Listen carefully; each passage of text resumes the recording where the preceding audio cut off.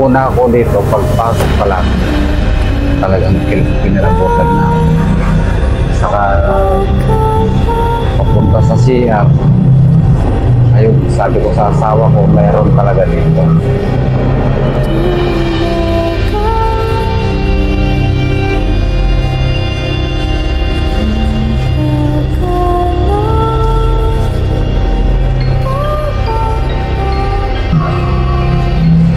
Mga 3 gabi ko siguro, ayun, nakita ko na nga yung bata ko una dyan sa mahigdanan. Tapos mga 1 linggo ganyan, nakita ko naman dito tumakbo tagos sa may pintuan.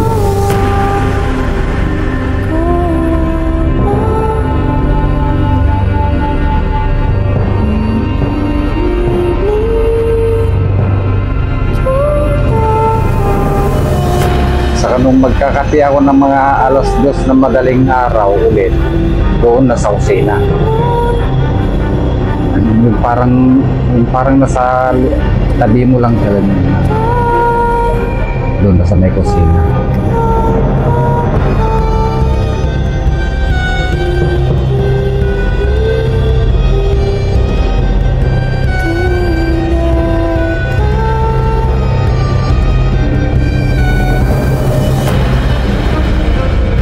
Accurate po ba kung saan po meron kami na-detect doon din po kayo may na? Opo, doon din. Bago lumiko ng CR, bago papasok, tapos pagbukas mo ng pinto dyan sa pangalawa, saka pag-akyat ko ng hagdanan pataas ko, saka doon sa may taas talaga. Yun lang. So, naging accurate po yung ginawa namin investigation or pag-alam kung saan may mga napapakita. Opo.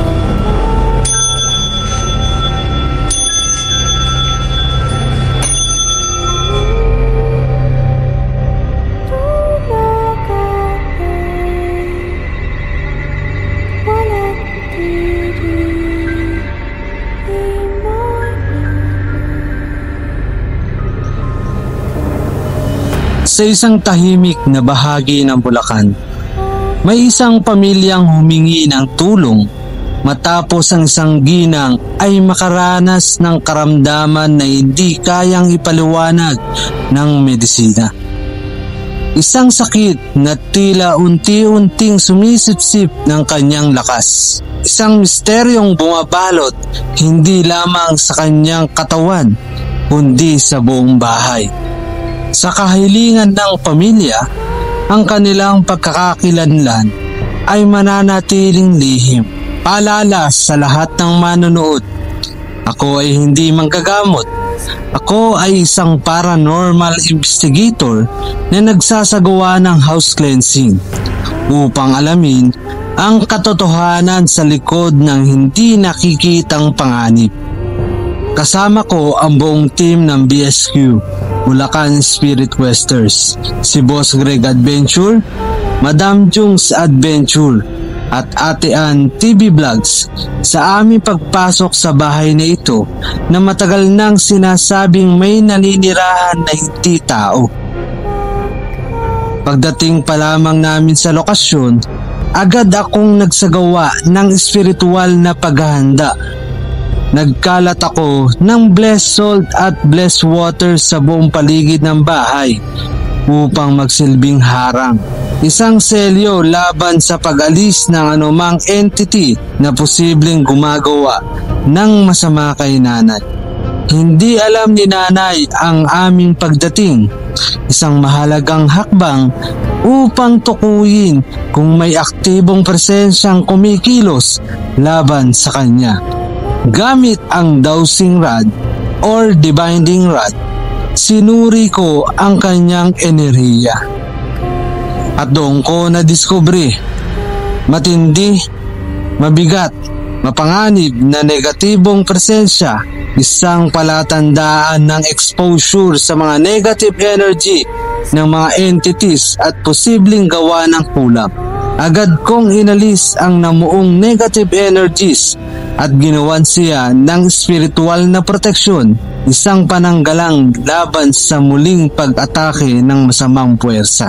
Ngunit habang lumalalim ang aking pagsusuri, isang mas mabigat na katotohanan ang unti-unting lumilitaw. Hindi lamang si nanay ang target. Ang buong bahay ay sakop ng presensya ng mga nilalang na matagal nang naroroon.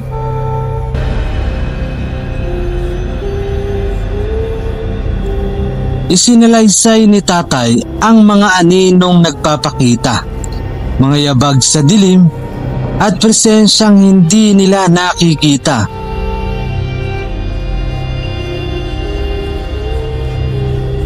Isa-isa kong tinunton ang bawat sulok at ang mga lugar na aking nasesense ay eksaktong tugma sa kanilang karanasan. Bago ko isagawa ang house cleansing, kailangan kong harapin ang mga entities. Hindi sa dahas, kundi sa komunikasyon. Sa pamamagitan ng pendulum ritual, sinusubukan kong makipag-ugnayan sa kanila. Sa una, katahimikan, ngunit hindi ako matras. Hanggang sila ay sumagot. Tinanong ko, marami ba kayo dito? Ang sagot nila ay no. Ibig sabihin ay hindi sila marami sa lugar na ito. Elemento ba kayo? Sumagot sila ng yes. Nangangahulugan, mga elemento itong kausap ko. May kinalaman ba kayo sa karamdaman ni nanay? Ang sagot nila ay yes. Ibig sabihin, may kinalaman sila kaya ganun ang nangyayari sa kalusugan ni nanay. Ang mga entities na to ang siyang nagpapalala ng kondisyon ni nanay. Sila ang dahilan ng kanyang patuloy na paghina. Nang ipahayag ko ang house cleansing, ang kanilang tugon ay no. Ibig sabihin, ayaw nilang umalis. Sa mas malalim na pakikipag-usap, sinabi nilang sila ang tunay na naunang nanirahan sa lupaing ito. Kaya, nakipagkasundo ako, isang kasunduan sa pagitan ng tao at ng hindi nakikita. Binigyan ko sila ng bagong lugar sa bakuran, isang lugar na maaari nilang tawagin na tahanan, at sila ay pumayag. Inamin nilang sila ay mga duwende at ang nakita ni tatay noon na bata ay isang engkanto. Hiniling ko rin sa kanila na tigilan si nanay at tulungan siyang gumaling at sila'y sumang-ayon. Bago ko i-house cleansing ang bahay, tinuntun ko muna ang lugar na kanilang paglilipatan. Gamit ang pendulum, natukoy ko ang eksaktong spot na kanilang pinili. At doon, nagsimula ang ritual. Nilinis ko ang buong bahay. Pinawi ang bakas ng negatibong enerhiya at pinutol ang koneksyon ng mga entities sa loob nito.